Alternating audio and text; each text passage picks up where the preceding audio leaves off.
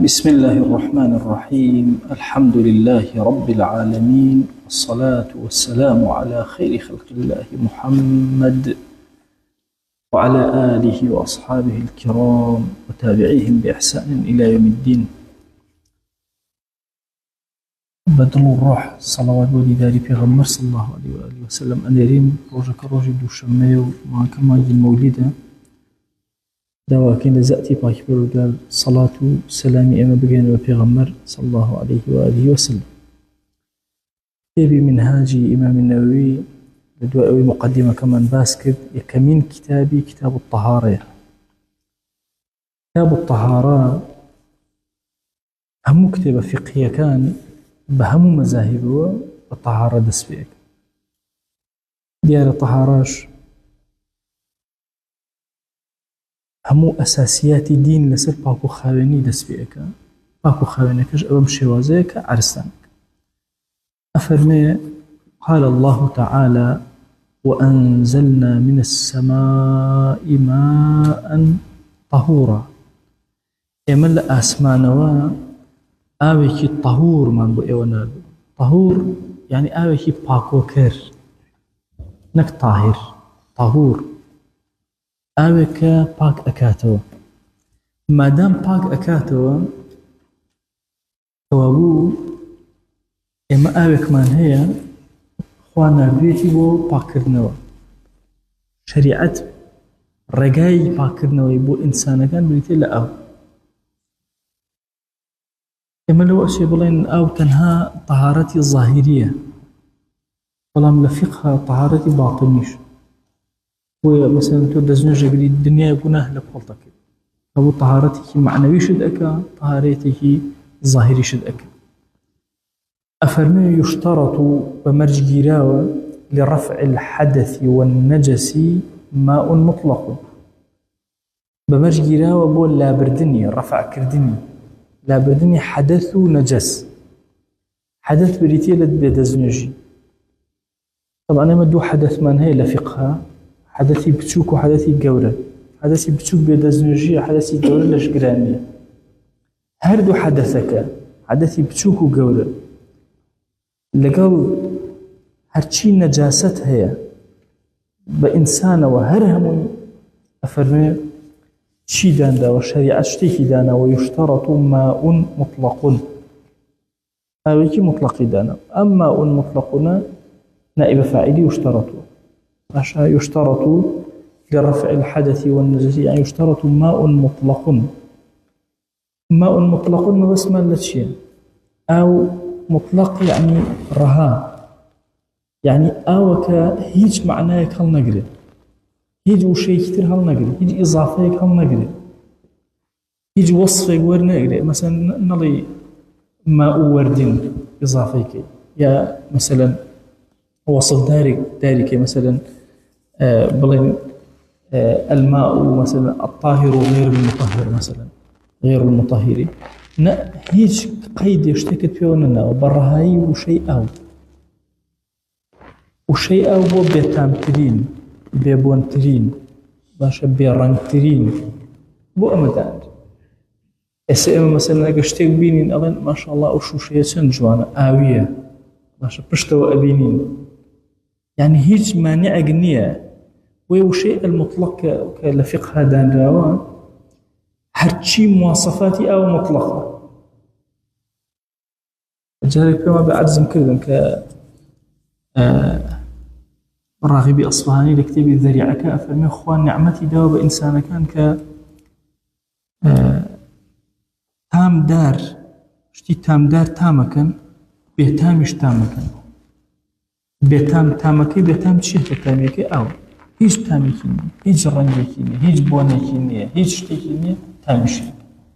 بويك وشي مطلق بكارهين بو أو ما بس مانا وشي مطلق ألين برهاي أو كهيج وصفك ورنقرتو بالطوابي كحقيقة آويتي ما وتوا أو شريعة داينا وبولا بردني هرشي بيدزنجي كان هي حدثي أصغر وأكبر لقال هرشي بيسي كان هي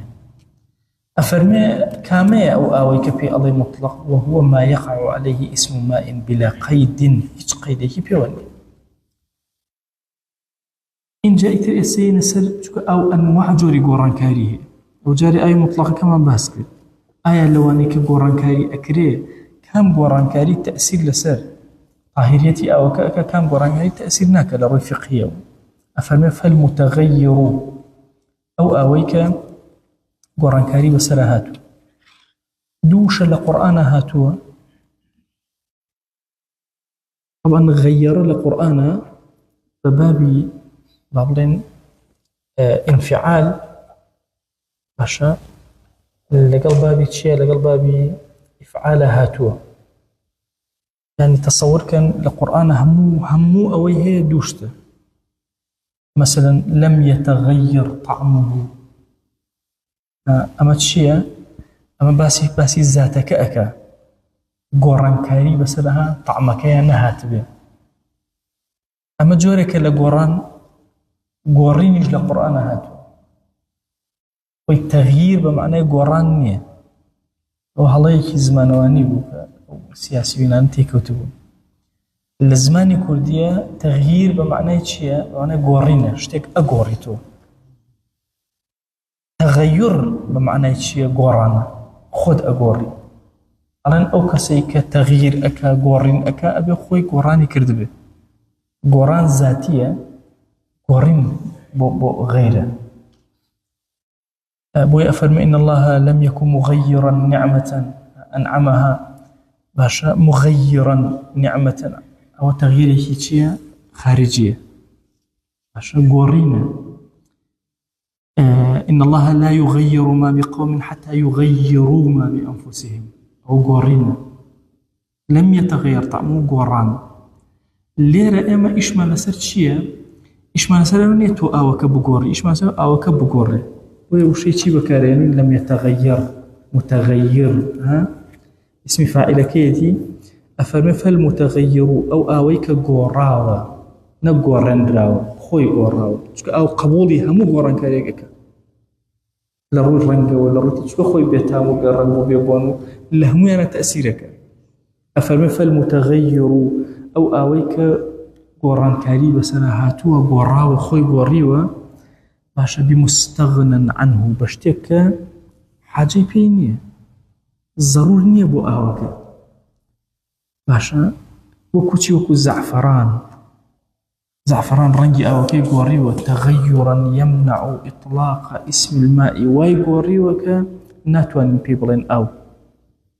يعني أو لو توزع قران كاري تدروز به هل يشتهر بتوين بيبلين أو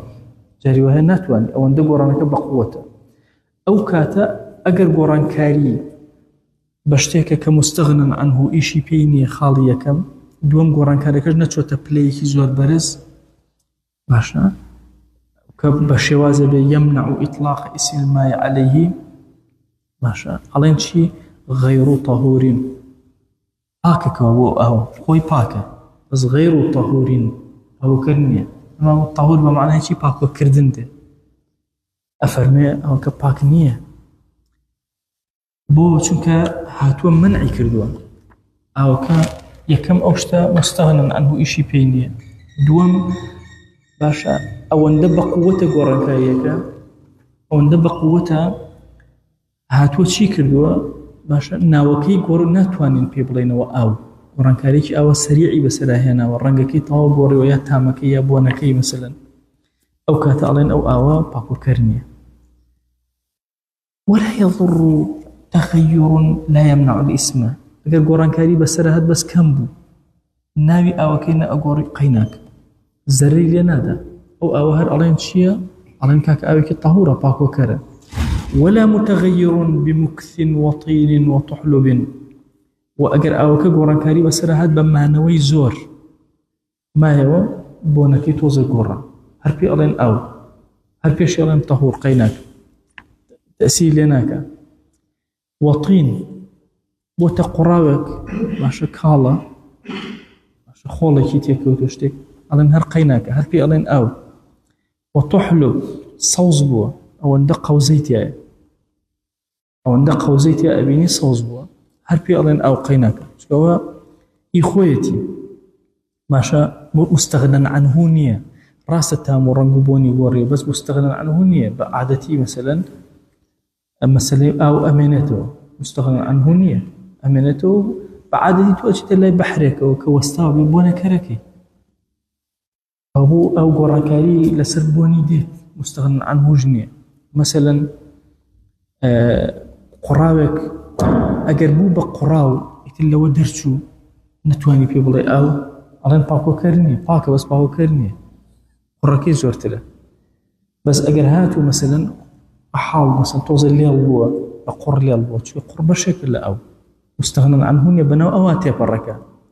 ئەوە هەر قەی ناکە یان تحلب قەوزە بەڵام ئەگەر قەوزەکە ئەوەندە بەهێز بوو یا قوڕەکە ئەوەندە بەهێز بوو یان مانەوەکە بۆنەکەی لە حەدی خۆی تەجاوزی کرد وهاي لي هات كز نأتواني بلي أما آوى وكاتب أم تأثيرك قلن طاهرة غير طهورة أفرمي كوابو إما ياساك أبم شوازية هر آوك بشتيك ضروري نية قرانكاري بسراحات قرانكاريكش أو ندبق ودو لأستيكي أو هاي أبو نمان أتواني بيبلين أو ألين أو باكو كرني بەڵام ئەگەر هاتوو بە شتێک بووکەوە ضروریاتی خۆیەتی یان کەم بوو ئەڵێن قەیناکە ئەو ئاوە چییە هەر تەهور واتە دەستنوێژی پێ ئەگیرێ شتی پێ ئەشوەرێ خۆی پێ ئەشوەرێ طەبیعی رفعی حەدەث و نەجەس و هەمووی ئەکە وما في مقره وممره ئەوەی کە لە مەقەڕ و سەرچاوەی ئاوەکە هەیە یان لە ڕێگەی ئاوەکە هەیە مەمەڕی ئاوەکە کە تێ دەرئەچێ هەموو ئەمەش پێ ئەڵێن چی عینەن پێ ئەڵێن طاهر و طەهورە أو ما نشوف همو قاعدة أو تام بدم منهاجا أجرشتيك يوت إمام بدوها طبعا عطفي زورك همو يتو أجي توسر يكم إذا توسر كان ليرى الله ولا يضر زررينية شي تغير لا يمنع الاسم تغير وكنا قمر ولا متغير بمكثر أو شر أتتوسل لا يضر يعني زريني وما في مقر يعني زريني أو كان قاعدة عطف زور المنهاجة قاعدة عطف زورة قد لا تيجنش دائما بشرو سر بيش خوي وتوتي ولا يضر فهو ولا يضر ما في مقره باشا وممره وقتی خوی حوتی أنا كر حوتی کی بچوک یان 55 لهینی حواشی کنه آوابو أم عطفه بو كيو أقرته مثلا حوتي كان لجير مثلا وما أكرت يعني برد وصل لا يضر حوتي كان لو أكر يعني أما أتشت وصل أول واضحة قرانا وكي بو كيو بو أبي بيان أودان وكتبه كي تقييد كردوه ماشي يعني عطفه كان قراوته وشويني خوي هم عطفه بو شوين خوي بس أما بكرة قاعدة عطف نابرة سر زور دور فيها أرويته اللي مثلا لا يضروك يوتو يا يضروك يوتو يا يجوزي لا يجوزيك يوتو بس أخير أجتو سر أو ما دام قران كارينا بأس أو مثلا سيرشتي باس كردو يكان لا يضر مثلا تغير لا يمنع الاسم يكتريان ولا متغير بمكث وطين وطحلب وما في مقر يعني ولا يضر ما في مقره ومره وكذا باشا متغير بمجاور أي شر يعني لا يضر تتوبوا ولا يضر باشا وكذا لا يضر باشا أو شتيك قران كريم سراهات نلا مقر ونلا ممر بلام دراسيتي وكو داري عود مثلا ليرة داري كيا لا وسر دور اللي دارك شو بلام دراسين أو منطقية لك داري عودك اللي خولك شربوني أو أدا ويلياتو أو كشبون أدا لو دوروا مجاورة دراسيتي هر قيناك كعود ودهن يعني دارك شورة باشا يعني شتيكي ليرة شورة اللي يسيرك أوكا شور بو أي زرر أدا زرر نادا ولو لحالتك بيسي جوي واضح بون منا مثلا واللي رمر دارو بويا كت هي دورة لو سر هزبة شوريك أكي آياتو اعتبار بو أكي بلي ولا كاك أو بيسي اللي اعتباري بيناك نا أو نا تو أرزك هر شتێک ئەڵێن دراوسێ دیقەت بدە لێرە شتێکمان هەیە ڕەبتی بە ئاوەکەوە نییە دراوسی ئاوەکەیە ئایا بۆنەکەی ئەچێ ئەکاتە ناو ئاوەکە باش ئەرزیکەم بۆنەکە ئەچێتە ئەوێ یان مادەیەک لە مادەکان ئەچێ تەواو بە زەویە ئەڕۆ ئەمە کێشەمان نییە اعتبار بە تەهارەتی ئەکەی ناچنە ئەوە مەقەڕ و مەمەڕە ئەگەر بەریەک کەوتن مجاور بەریەک نەکەوتن ملاحەزە ئەوە بکە وەی کەذا بەکارەیانەیە تۆ ئەرسان کەم ئەوەی ملاقات بوو یا مەقەڕە یا مەمەڕ باشە ملاقات مەقەڕ و مەمەڕە مجاوەڕە هیچ مەقەڕ و مەمەڕ لە بینان نییە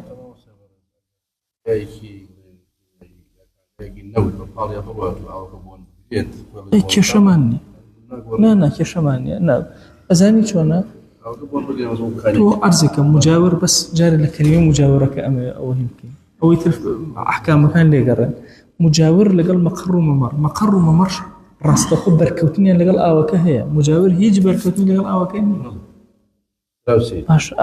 لێرە داری عودەکەم ناشتووە کانیەکە لەو سەرە بۆنی گرتووە هیچ مجاورە واضحە چۆنە مجاور هیچ ملاقاتێ لە بینیانە نییە بەڵام بۆنەکەی گرتووە شەوریەکەی بۆ ڕۆشتووە باشە بەڵام ملاقات نییە لە نێوانیانە واضحە وکە ملاقات نا هەردووکیان هەر یەکە لە مەسەلەی تەهارەتەکە چ بە ملاقات بێت چ بە مجاوەڕە بێت چ بە مەقەڕەکە یا بێ هەر هەموو یەک شتەکە باشە یەک نەتی لا يضره ما دام لا يمنع إطلاق اسم الماء عليه كشمال أو بتراب طرح فيه في الأظهر يان بآبك بقلك كرابة أوك هم أمانة لا يضر هرهم هر بيئة الطهور واضحة شونا هرهم هر بيئة الطهور كشم تواب يمن كاتباسي آبي الطاهر وطهوركين أو طاهرك جاي لقرأ أو كباكة بچی ئەڵێن پاکۆکەرە ئەبێ ئەم ناوە تەنها وشەی ئاوی هەبێ ئەگەر گۆڕانکاریەکی کەم ڕوویدا ئەڵێن قەینەکە هەر قەبوڵمانە ئەی ئەگەر هاتوو بەهۆی دراوسەیەتی مجاوەڕە باش دوور بەهۆی ملاقات بەهۆی مەقەڕ و مەمەڕ ئەوەکەی یان لە سەر چاوەکەیە هەستەکەی مادەیەکی تایە بۆ نمونە وەکو ئەوی گەڕاوەکەی خورما یان بەڕێگە کە ئاوەکە خۆی سەرچاوەکە ئەیبینێ بەس کە بەڕێگایە بەڵێ کۆمەڵە بەردایە مەسەلەن ئەبێتە گەڕام ئایا ئێمە ئەتیباری چی بۆ ئەکەین باشە هەر ئەتیباری طاهر و طەهوریشی بۆ ئەکەین وەی کەسێ بە لە گەڕاوەکەی خورما مەسەلەن دەزوێژە گرێ دەزوێژەکە قەبوڵە بۆ طاهریشە و طەهوریشە غوسڵەکە هیچ مشکلت نییە بۆچی ئەڵێ مشە خۆ بۆ نییە قەبوڵمانە ئەڵێن کاکە یا لە مەقەڕەوە یا لە مەمەڕەوە ئەم شتەی بۆ دروست بوو بس ئەگەر هاتو مەقەڕ و مەمەڕیش نەبوو دراوسەیەتی بوو لە مەقەڕ و مەمەڕیشە نە لە ڕێگایە هیچ شتێکەیە لە خودی ئاوەکەشە ڕێک و پێک هاتووە ئەیکەینە حەوزێکەوە دارێک مەلەو لە حەوزەکەەوە ناشتووە تام ئەگرێ لێرە هیچ کێشەمانی هەر قەینێک باشە لا يضر حتى ئەگەر گڵی تێکرا طڕیح فیه هەندێک فەرموویان ئەمە ئیشی خوایە ئەوەی کە ئیشی خوا بە قەینا بەس ئیشی ئینسان بێنە قۆڕانکە الله حتى ئەگەر گەڵەکە کەسێکی شتێک طڕیح فیه فڕێ درایە ناوی وەم باسی گەڵەکێنوە نییە ئەگەر دارێکی عود کابرا فڕێە ناو حەوزەکەەوە بۆنی گۆڕ هەر عینی شتێک با بۆنەکەشی بگۆڕێ هەر قەبوڵە قەینەک ئەوتان لا واضحە چۆنە في الأظهر سجاء أيام مسير كلمة أظهر جارب مقر ممر مجاورة أم سيشت جواز ليك تو أرزك أنا قيناك وبسير كان قيشك إما يك ملاحظة لخزمتنا بدم أويك لفتح القريبة باسمان كده والرأي أبي الشجاع لرأي من رأي إمام النووي خاتمي محققين مذهب باسك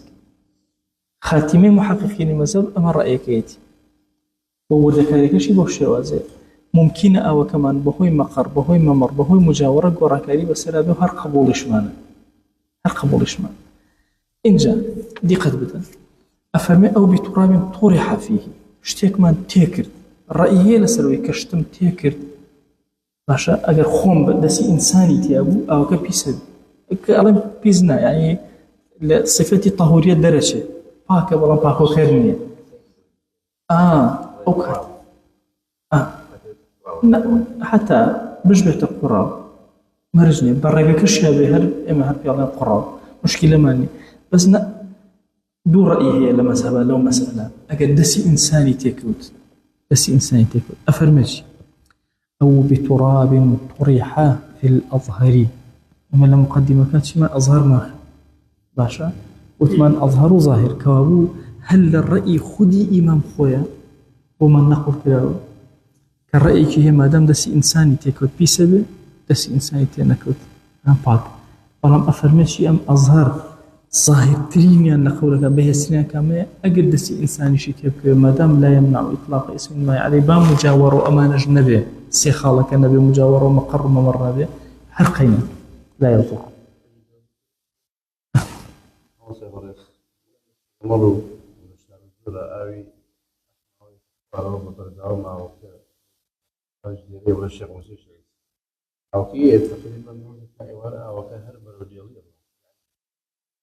وعز كل يسرنا وسكان أو استشتبه بول تام ورجع ورايا تنزوج في نايم لما قاس كده لا كنا نبدأ في أو كي تخوار والله للديالة كم ديالي رواني أما دروس إنسان تنزوج في بقري خوي بخشورة قاس كده أمريكا تنابل في الفيلم قولوا نص بردام أو كذا حوالي تخواره منيش نابل إيش مشكلة ما إيش كشيء لا لا مشكلة والله نانا تو أرزك يكشتن بيجي كينو طبيعة من طبيعتي إيما لقال فقه اشتتر طبيعة أي كانايك قضيك فقه أي كانايك قضيك تر اللي هو أشياء ممكنة من آية بحال يلا بنتوام دزوجي فيها بقرم طالما آية الشرع الرم أداء باسي شريعتك شريعة الريبي أداء اللي الله يجب دزوجي فيها بقرم خوش فيها بشوية كشيني ودروس وفي إشكالية حتى بوني شيء هامشي ما دام لما قرروا ممركي كده صار طبيعي رواقا هالحين يعني أجل إنسان ذوقي ذوق قوي به ذوقي بهذا تشيجي زماني رواقا دارتو يقلو منطقة هبي أو فرقية لشونا فدارتو لنا هسي فيك طبعا بس كسي هستك زور قوي بيت يعني كسي هستك أم تامي أم أول جواز الله أخوي أم باسك أي مطلقة كين الله هيش تأثيري لسنة كذا جل برا زور طبيعي أبيك بيني مثلا ليلا لما قرك لما مرك لكاتي هاتنا كيا سريع أبي أحمد أو بس هي تخوره قرك إلى الرنجات وقشي زور طبيعي دروسك ما مري لك الله أتيج كشيء يبان رنجك كشي جوري لجورك كم بقرابي با وكو قرابي ناسك كتبيش ويكره المشمس أو آويك مشمسة خور كاري قري لسدهنا وكراهتي هي بكارهنا كراهتي هي طبية أما كراهتي هي فقهية كتابة كان يتلعب بالتفصيل ماسكرا أفرمي ويا إمام فرميتي أو أكمل الطبية كوش كالزرر لإنسان أدا ويأرني ويكره المشمس كراهتي هي نعم سنويك ما توشي بالرسول بالله كبير وانا هو زمان ضعف لك هنا كياهي للسنة كياهي مهم أصلي اشتكك هاتوا بابتك بابتك فقهية بابتك طبية بابتك طب أجل سلمان رابع طب مثلا إيش كيشيني بس بعادتي فرمي ما تنهبوش منك حارة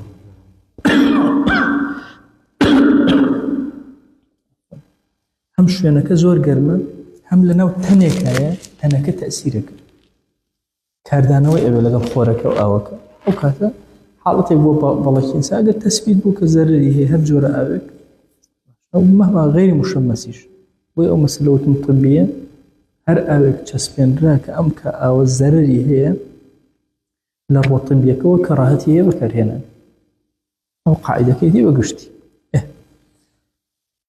آوێکی ترمان هەیە کابوو ئێستا ئێمە ئاوێکی پاک و کەری وەباس کردین ئاوی مطلق ئەو مشەمەسیشی وەباس کردین کە خۆر تەئسیرێک و کەراهەتی ئاوێکی ترمان هەیە مستعمل أفرمي والمستعمل في فرض الطهارة قيل ونفلها غير طهور في الجديد أي مستعمل أو آويك لفرض طهارة يا بكاري أي مستعمل أو أوي لفرض طهارة بكاري بن منا اشتكت عن عرسكم كسيين مسائل أو من كما بونمونا ين هموما يكم جار كذا زنجة كدين يكم دهني تركدن بونمونا أو كأكين الشوين دو هم سهم أكين الشوين يكم أكين الشوين دو هم سهم كسنة أكين الشوين أم يكما على المستعملة أم دو مسهم على المستعمل نية كسي كتير بيد زنجة بيجريش كشين ولو كان قلتين جنبه باكم يجبه فالمجاري كان دايما عايشة فرمي لونا يا مدة پیغمبر صلى الله عليه وسلم دزوجي قالوا كان شلون قرتي فرمي كان يدهني به شلون رون بكاره به ما شاء الله بيتر كده طول أمي كم جار كأم آوا تصور كان حتى اشتيكت لما زبا ورد كراوته وأم آوا أكي ودستا أو طهارية كمان أو بشيء كملاقاتي أبي لقل جستيت وأبي مستعمل وشكيت ليش نابته مستعمل وأنا كتوشي وسواسي وأنا أبن لهلايك زور جورا شو وردكاري فقهي سير نكلو أو أويك بحال بر أوي توكوتو أو بيبقى مستعمل لجارية كم جاري دو مستعمل نية أصلك أو هاي مذهبة سأرسانا كم رأيدو هميشي فأبو أي مستعمل تنها أو أوي لفرضها بكارية بنموني أسئلة مثلا أو خوشورني كفرض لسد إنسان أشي غسل الأكاد جارية كم أبي كل خويا أو أبيته مستعمل أي دوام سهم خويا أشواوان هيش نبيته مستعمل كسي دوام يا بكاري السهم يا بكاري هيش مشكلة درست إشكالي كني قيلك هي لمذهبي خومانا باش قيلك لا وازا الله شيء الله كاك النفل شا قيل ونفلها يعني نفل الطهارة لنفل شابه أو كات ألين أو كباكو كرنية نك خوي باقني خوي باك هيك كشيء برجلك تكرر نجيب فيه هيج مشكلة بس يكي كثير توان لدزوجة بكاري بيت ولا توان دزوجة بكاري بيناتو واضحة أو مستعملة بس فرزك أو يتري أتأتي لو كات أساسي اسم ما كان شكر أو زورة ومثلا كنت نشونك أو من دزنك يعني أم بابة زور قرين باش فرزك ماشي ألين غير طور حتى مثلا دولتها بنونا وتكاك من كان جاري كتب بكاريهم موادي تيكم بكاريهم ماشي أو يكلا فرض الطهارة كاك بجيكن أو إلى سنة الطهارة جيكن لو شيء رجل بيتفش وعنده حاجة أو ما نهبه ولكن كاك لبر سنتك أو يكلا فرض اللي ربك يجارك دو مسهم لياب دو مسهم وكلا شوين يكتروا بكار بينه جاري دوهم يعني خلق يكتب بكاري بينه سوري لورجريته يا جليكي بيبشوا ومرجع إلا لا شكبو أما دوشته بو حدثي لو نجاستيش خدي أم آوا فرضية كم توناتو يشتي بيبشوي خدوم أتوان جلي بيبشوي هيج مشكلة يكيني دوا موسيهم بوي أو الرئيس سائد ترو بوتر بوش تتر فلما هو مهم استعمالك بوش وازي واضحة أو أوي بكار هاد لفرض الطهارة ألين أو أويان باكو كرنية ومستعمل حسابي أكيد نقل النفلك يا قيل قال النفلك أشهر رواية ولا ضعيفة رأيك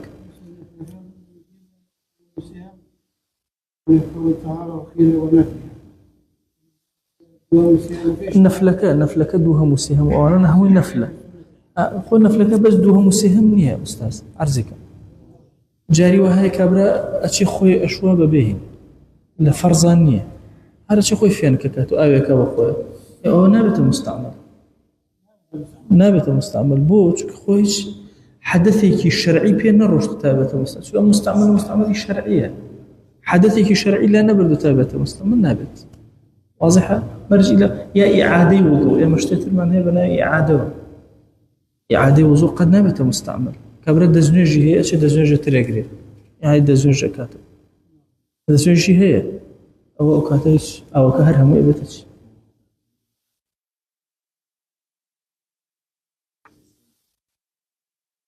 نانا إعادة نية نانا إعادة أوي يعني دزوج كنشكا وهيج هر خوي شيء شون يكي خوي فين كاتو أوي كابا دموش أو شيء دزوج يجريتو إعادة كاتو هي توزع نشاطك أداته بتابتي أوي ابن عمر لاعتكاف زور كدي إعادة دزوج نشكا بس إعادة وضوئية كده خوي لا إنك تنهي يخور ما يخوردون لا اعتكافه هەموو جارێکە چۆ دەستنوێژی گرتووە ئیعادەی وزوئی کردووە هینی نەکردو دەستنوێژەکەی نەگرتووەوە ئەوە نەبوو دەستنوێژەکەی بشکێ بچێ بیگرێتەوە هەر چۆ ئیعادەیەکی وزوئی کردووە بۆ نەشاط بۆ نوێژەکانی تاعەتەکانی ئەوان هیچی ئەوەی ئیعادە بێ نابێت چکە ئەبێ فەرزی تەهارەیەک کەم شەرع بڕیاری داوە ئەمە غێر تەهورە شەرعیش بەچی بڕیار ئەدا بە ئەحکامی خۆی ئەحکامەکانی خۆشی بۆ شێوازەیەەکە با بڵێن ئەبێ لە فەرزێکی تەهارە بکەنە قیلێک ئەڵێ نەفلە اینجا غەیر طەهور في الجديد ئەڵێن ئەمەی کە بەکار هاتووە لە فەرزی تەهارەیە مستعملەکە باشە لەگەڵ هینا لەگەڵ با بڵێن لە نەفلەکەشیا قیلێک ئەڵێ ئەمە غەیر تەهورە لە قەولی جەدیدی مەذهبە ئەمەی پێ ئەوەیە چۆتە مێسەر تەشریفی لە قەولی قەدیمەکەیە خودی مستعملەکە ئەمەی کە لە فەرزی تەهارە و لەوە بەکاری بێنی ئایا یەکسەر ئەبێتە ئەوە ئەبێتە مستعمل و کەسی نەتوانێت بەکاری بێنە بۆ ڕێی هەرنی لە قەدیمەکە بەڵام طبعا لەکوێ کە ئەها لێرەکە فەرمووی في الجديدی یعنی تۆ بزانە قەولی دووهەمیشمان هەیە لە قەدیمە کە پێی وایە هەر نابێتە مستعمل ئەوەشمان هەیە لە مەذهب لەوە چ ڕۆژ ئیشمان بەوە مەجبور بین بڵێن کاکە وەڵا ئەویان بەکارێن هەموو ئاڕائە لە مەذهبە فإن جمع ئەگەر هاتوو ئەم ئاوە مستعملانە کۆکرانەوە ئەوە مستعملەکان کۆکرانەوە وردە باشە قلتين فوصلوا إلى قلتين قيشنا قلتين آسي قلتين فطهور في الأصح هيك كيشيني بيت الطهور فاكوكر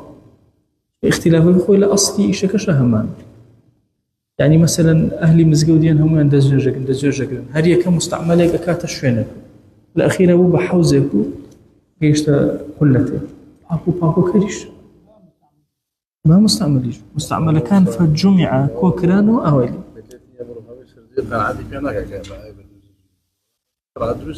الشرع دروسة با طبيعتي خلق نيكا طبيعتي شرع أيكا أكري إن جمال الجنية مثلا طبيعة ما ناي هنا مثلا أكري مثلا جلي فيه بشوري مش مشكلة قوي هندي اشتهي لا أزان شون هندي الطبيعة هي جاول علمي منطقة فترة درسي فلسفة ومنطق وأنا أوتو أما كره هندي اشتهي بس إنسان خوي بري مثلا تصورك دو كسبك وش لا أخوان كوسيا كان دمعي كان وش لك بياني عتيادي باشا كشي أيان توزي أو أخواته أو لفرداخي أو ناخواته إيه باشا تقول لهم لا كوسيا قصو دا وش لك أو أنا بيا طبيعي أو آية ليكي بني آدم بيسا سيلا طبيعي كودا ليك يبيزني باشا كرمي بلام إما طبيعتي إما أو هاي طبيعة ما نايكا مسألة شرعنية لبرو أم خالة أبي أقام ليبي أفرمي فإن جمع قلتين أو مستعملان كوكران وكوكران بقلتين فطهور في الأصح لا أصح شيء وجه كان وشيء أصح بوشي أبوي لم أولا أو دباراك أبوي لم يشمعنا بتشسبي الصح وتمانا بوشي بوجه كان مذهب فودو وجه هي لمذهب وجه يوامن هي لمذهب الله طبيعتي كردانة هالكوتو الله والله كوشي كيتو بتقولتين هل مستعملة أشا والله نا أصح هيك ولا برامبر أصح هيك صحيح هيك شيء قصيك دوهم هي الله نا والله أصل وهايك إمام ترجيحي أو يداوك خود كدو بقولتين كيشين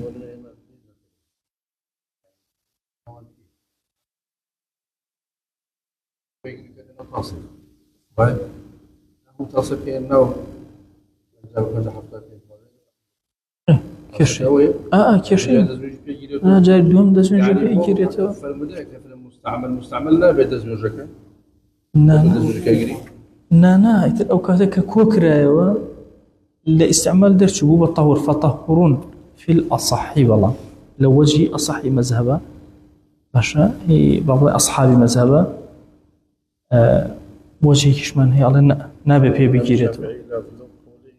عايشين أنا وكذا زوجي لا أخوي دليلي مذهب اشتكت عرس كم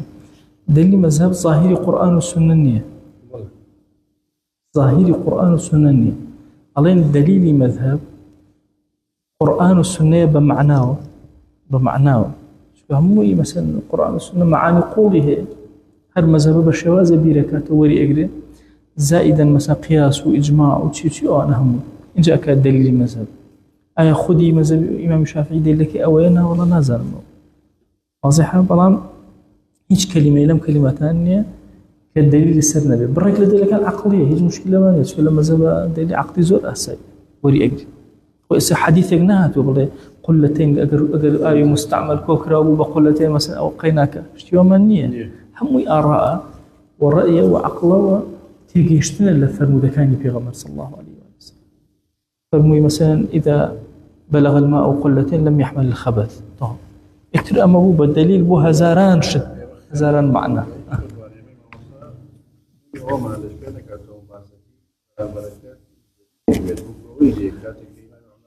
آخر يكي شمعنا هيك ملاحظتها بدم لا يجاهل دليل تنهى قرآن والسنة هذا هو واقع وريقنا أجر كسي فقهي نخن بفيها دليل بس قرآن والسنة لكن الدليل الشريعة يك حديث ما دو حديث ما لباسي غلطين ويجا مليون يجار غلطين ويجا هم استنباط علماء عقل علماء لبروا دليل مرجعونيا وين الحنفية كان هاتون دائما السيد اللي الجهة كذبت اكتب حنفية كان مخبرين مثلا هداية بخبرين يقول منهج ولا بغداء ماخبرين دليل النصي من هو دليل عقلي من هو لها مشتك دليل النصي كان وتشتكي كم فقه دليل راس توخويه هم مذهبي شوية يعني اسمه مثلا والله كاكا توكيت بيخوش مثلا جنجي قساك ناضي ابن تيمية لسطها دوشي ناكات مذهب ابن تيمية ناكات دليل دق هم دليل عقلية تيجي شنو استنباطا للقرآن والسنة فقه الشافعي جاء فقه كان يتجاوها بو اجل ام ما نبغى نسرها مشتبه حديث بين اشتوانية يعني اما يبدقم هي اصل هزاراش لجيريا بس اما مثلا مقصى كايضين لراسيان عمتي خلق لاستكانيتي انا قالوا ونازاني او سوانا فقه وهم نازاني هموجيا او يعني تو مسألة بسوكت هي لفقه سير رأيتها دروسة بيك حديثي شهي سيتي جيشتن وفرماشتك في غمريان صلى الله عليه وآله وسلم خسر برزم يا رب إن جاء أو ما طاب اشتي ترمان هي أي بيسي شمان أبو أي مستعمل يشطاب إمام فرموي أي كمان هي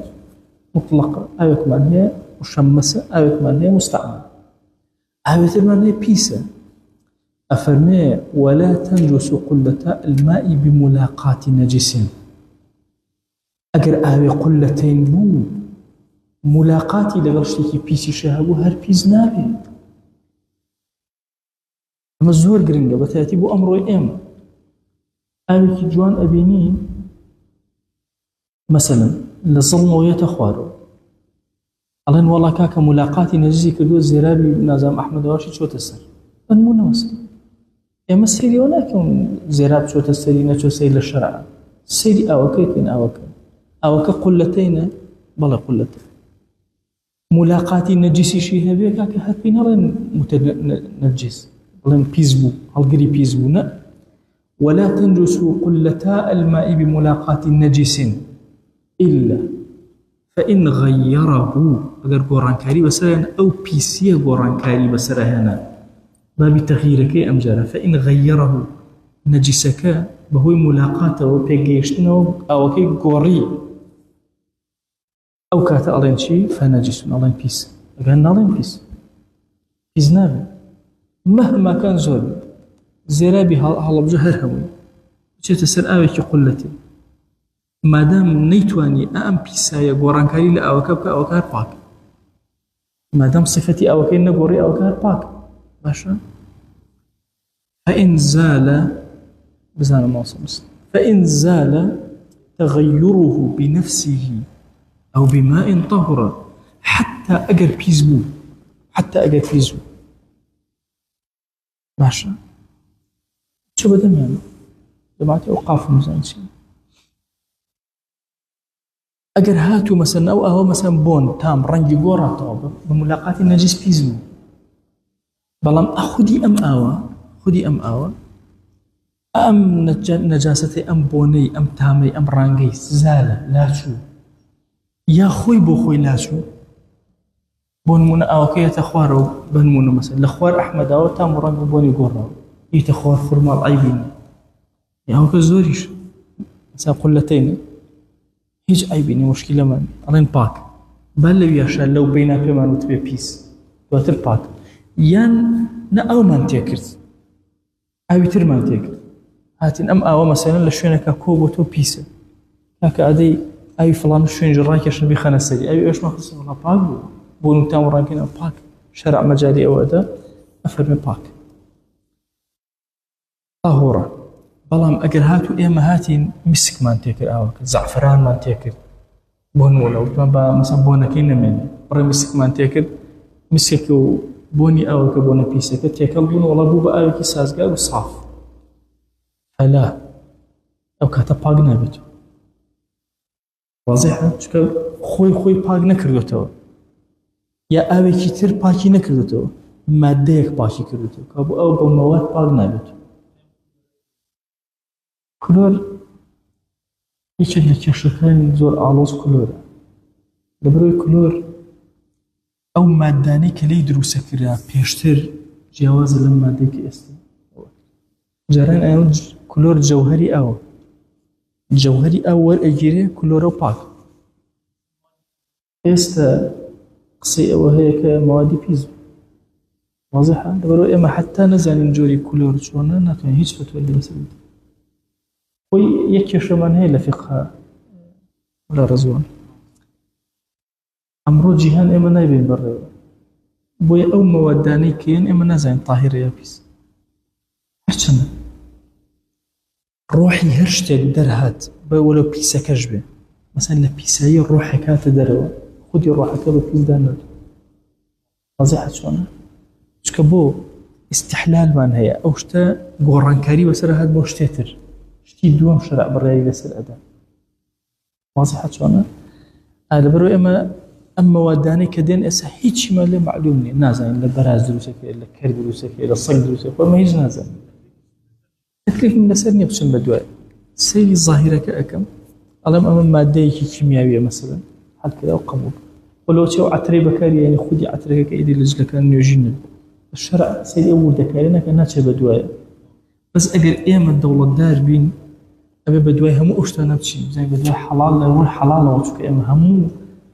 بنیاتی ئینسانیەت لە حەڵالەوە دەستە بەرە حتا سەردەی مەوادی قوقولی هەیە کە ئەخورێتەوە لە میز دروستە عالەمیش ئێخواتەوە بۆچێ زۆر پێشیان مهم بێت تەسەوور کە ئێمە لە شەریعەتە ئەگەر بینە پێشەوە جیهان بەرین بەڕێوە ئەبەو شێوازە ئیبن بەڕێوە هەمووی لەسەر حەڵال و تەهارەت سەرزەوی بۆ وەچێ بەڕێوە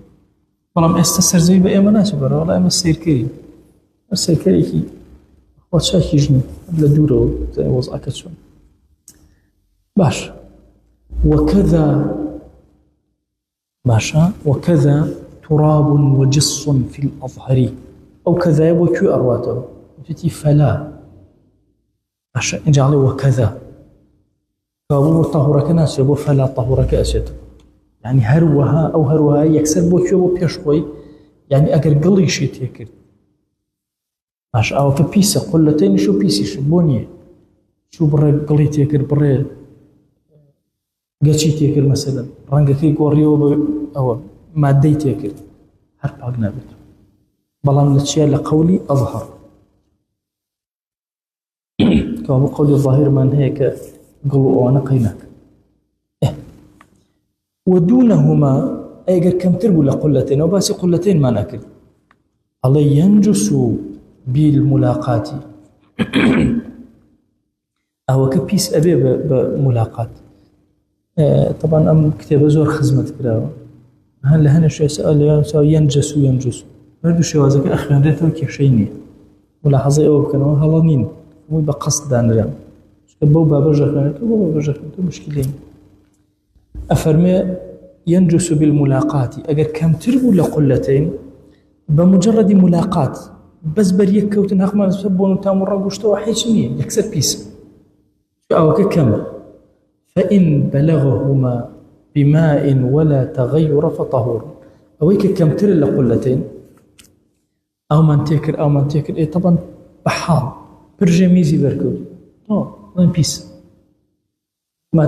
دام كم تر لقلتين يعني أو كمان جيان ده حد قلتين واضح شلون باش أو كجيش تحدي قلتين ولا تغير كجيش يجن تامرن بون نقر أبو بقلتينش طهورا فطهور أو باكو كذا فلو كوثر بإرادة طهور لم يبلغهما مثلا أمن دا أمن دا قطريق ميزي تيكوتوك بيزبو ملاقاتي نجيزبو طو أجر أم أو جيشت أبي قلتين أو متكرام تا جيشت خلقات جيشت برميلة كل من أو برميلة باك واضح شلون باك بوتو كيشين أي أجر كردي من جيشت قلتين سيان شوار بينجي تري وكو أم كو كردو كل من أو سرعة بو بسرعة أربيس طبعا أوانش بيسك أم بيس أوان تيجي هنا حتى بقى قلتين جيشت قلتين تباكي كده سبيك بمرجع لا تغير أم توضع أوان بيسة كل من نو برميلة كوا كل من نو برميلة كوا تصورك لبريو أم باك بيتو برميلة كي قوري أو كاتب برميلة كي بيزو با قلتين نجمي تام ورنق بوني برميلة كي شي قوري البيس بلام نا أوزع بو بسر أما تام بونو رنكن نما قيتش باك أفرمي وقيل طاهر لا طهور قيل بالله أم أواني كبيس بملاقات النجس أجر كرد بقلتين أو كاتا لخودي خويا باك أبيتو بس باك وكرني ناتواني دزنج فيه بكي ناتواني غسلي فيه بكي ناتواني اشتي فيه بشوي واضحة أفرمي طاهر لا طهور قيل واضح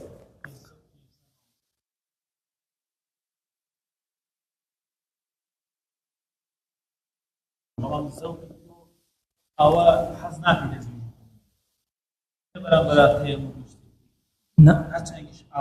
لا بدرزنا شو كتيمم بابتك الشرعية بس تو بين بلي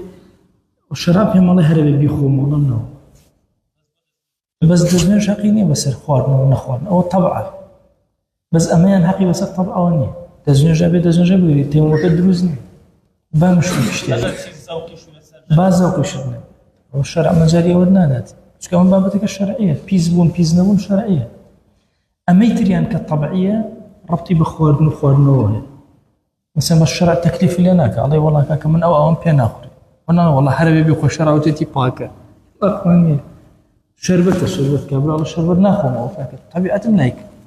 شرع بزورنا والله باكا هربي خو أخماني بس آية أحكام كان أقوري من هذه كمي مستعمل هي باش يعني لفرضي دوما هما كبه مستعمل حسابنا كتير من طبيعة مناي هنا دزنجي فيه بقرم آياتهم تيمم كون خير هذا دول شيء دزنج بديدو الشرع مجاري ده وطاقة تايبيات رابطك الشرعي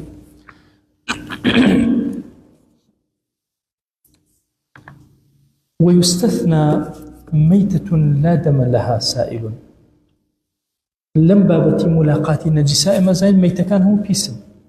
بس أو مردارو بوي كخوين الرويشتوينية وكو كليك وكو ميش مثلا ميرولا مثلا هنگ ميش باشا شي أمان أم بابتان أقري يكيق لمانا كخوين الرويشتوينية كوتناو هنا كوتناو أو كو إيه مردارو بوشا أو كبيسكا ملاقات وبا أو كأم توزج بالكامل أبيت غير طهور نخير نابي واضحة أفرمي ويستثنى استثناء كراوة اللي هو مردارو بوي كخواني كي روشتونيا فلا تنجس مائعا هيج شلمانيك مائع تنها أونية شاي شربته حشتك لو بابتانا بيسيناك على المشهور باشا لمشهور لمذهبه قلت من أجل اختلافك بقوة نبي على المشهور اختلافه قوي كواب بس المشهور مذهب بەڵێن ئەو وكذا في قول لقولك هاتوا نجس لا يدركه طرف أفرمي هروها لقولك مذهب هاتوا هر بيسيك شاو دركي بينك بشكويت النوع أموا هر نايكات بيس هو المنا برجيميس بريكي لبرجيميس شاو نايبينه برجل تكويته وبرو حيش لشرعها ما عفو لدك بس تو تصور كان لزستانا كسك ميزك هالمكات وهالما بيسا اي ميزك شرع عفو لدك شاو دركي بينك او ورد بيسي بچوك او چوزانه خو لو شي بردسي كده برجلكاني اكي شرع عفو داولو بوي او كساني توشي وسواسي ابن بركي زوري يعني لم توزو توشبن في وايا او بيسيك ولا تدركه طرف شاو دركي بينك هر بيس انه والله بيزني للشرع شرع هموي او انا حتى ام او دان راو كسي ميزي كله نزيكانا حتما جوري لجوري برجيتي كوتو شرع عفو لده قبول ايش مشكله كي هات وانا طاهر وطهوره اذن جيتري في اجيري كشين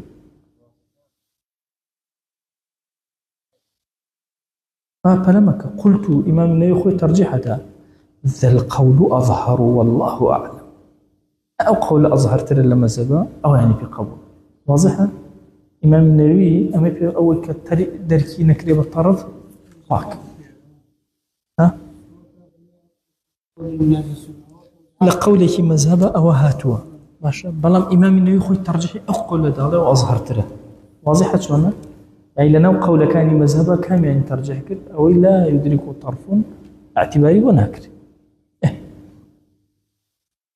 أو كان والجاري كراكد أو أويك أروى أو أويك وستاوى باشا أفرمي وفي القديم لقول قديم مذهبا لا ينجس بلا تغير أو أويك أروى حتى قران كاري وسران ليه بيزبونيني ولو كميش شو قال لي كباشتي تيك بملاقات النجم حتى قران كاري النبي ما دام حركي روشتني هي وقت خوي ما وصل كان يعني هر أبي بروا زي باشي أكاتو يعني زي تا باشي أكاتو يعني مثلا بي سي بي ويا يوكي تخوار زي خوي باشي أكاتو مشكلة نية بكاري يعني أي خوي تو مثلا جلو برجع بي شوي دزنجي بي أجري كيشين أوش قولي قديم مذهب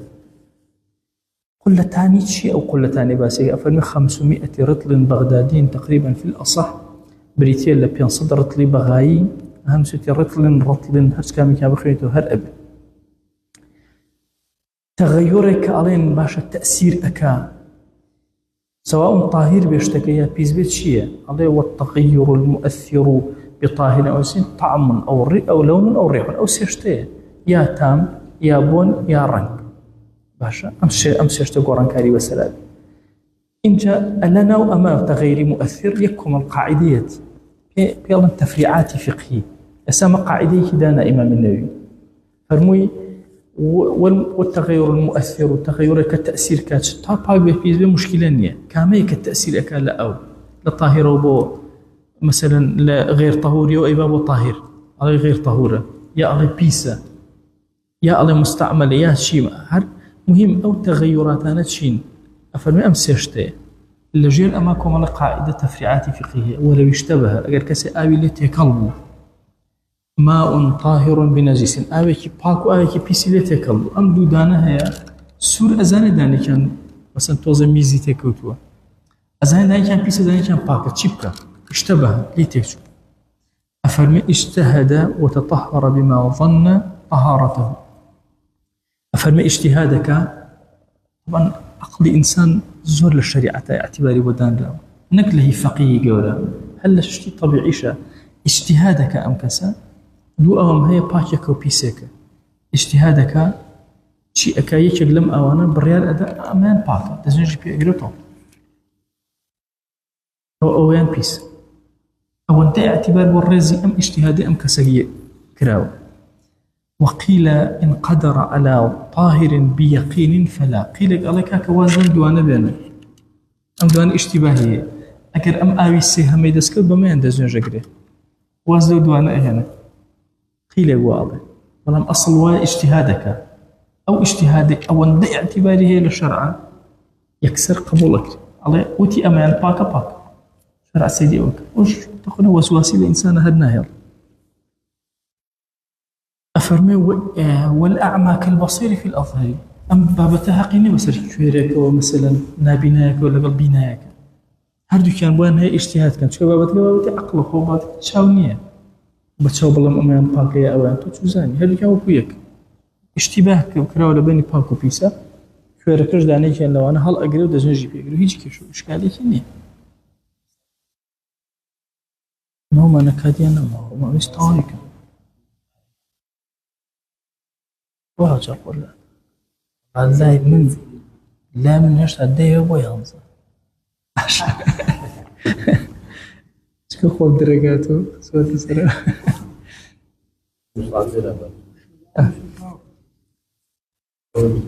خلي فيها برو مسكوت والله حزمك طايك وصل ماشي اللي هو ينو والتغير المؤثر واللي هو دس فيك ينو درس داهات باش نشوف شكون بابا تيكسر بخويا واشتباهها كان باسل خويا اللي تأبارين ولا تقل علينا اما امره ولا برخاتيتو ام كتاب من دس فيكت خويا بخاتي يقول خذ علم من زيادك عمل من زيادك قبول من بدل الله خوتي يا رب العالمين خويا جان اما بدل امانه في فقه دينك يتوبين سو كلماتي امهم وزانه لخدمتي اوستي تو قوري خود خويا ضل مان كرو فكر مان كرو فقه مان قورك يمان جين لم شريعتي خوتي يا رب العالمين ما كان دروازيك خير ومسلمان يا رب العالمين يا ربي خويا دل درون من لسد دين داري خوانا سي ثابتك ايمان من سلامتك يا رب العالمين خويا جان هر مسلمانك لم سرزوية خدمتك ام دينيتو كل خويا لغناهي هميان وبور ايمان داران هر هميان نيرو ميان خويا لغناهي وبور أمزانا قورو برزاني كأشين خزمتي عن خوايا لبناهي هم وبور درجاتي عن عاليك لا يخوت يا ربي خوايا هرشي فضل وكرم يخوت هرهم وسر بيغمر صلى الله عليه وسلم ببارينا صلاوي أما جسي إيمي بيبقين يكنا ومن لخزمتي أبينا يا أكرم الأكرم ربي خوايا بأمتي أو قبل مانك بشوين كوتي أول مانك لجر سيبري الله أو حشر مانك إلهي داو اللي أكين بناوي جوانا وصفتي برزة باسمي أعظمك رحمات وبركات خوت بسرمان أبو بارنا جيان من برك لبركة جيان من برك لعلم مشكلة كان جيان من بوشار سرك ظلما وبستي علم وزانستكانك خل كان يتشاق بدور ما نكوكرو يا إلهي أم بيامك وري أقرين من جرى لو كسانك بيامك تو أقيانينو كاري خوت من بي بسبيرة كاري سرزوي خوت من بي بسبيرة كاري دينك خوت من بي بسبيرة إلهي داود لي أكين لقناهي داك بوك من ببوري لقناهي خوشويستان من ببوري يا رب العالمين يا ربي خويا لد أبارنا ولد ألالينا أمتي إسلامي سرخرة ودروس كرة وبهيس كرة إلهي داود لي أكين قيادة وسيادة جهان بخرة ودسي إيما يا رب العالمين يا ربي خويا رحمة مسلماناني غزك درقاكاني خير وسليانا بكرة أم فتنة وفساد لأمتي إسلامي دور خرة شر لولاتي مسلمان دور خرب خوايا ام فتنه يهود دسيان بيكبو وسرزوي خوايا بيان بكوجينا روا الهي داود لي اكين بناوي جواند وصفتي برسل اسمي عظمت هرهم ما شلون لخدمتي ام كتابا كوينو او الا بهشتا لخدمه امام النووي ولخدمتي جور بيواني ام امتا بخدمتي بيغمر صلى الله عليه وسلم بقينا يا رب العالمين خوايا جاندت ابارين ولت الالينو هر دعايك أي كين هر كلميك أي لين خوايا كم جال لا يخوت قبول من بدره لأسمانا كانوا لنوم ملائكة قبول من بدره لسرزبية قبول من بدره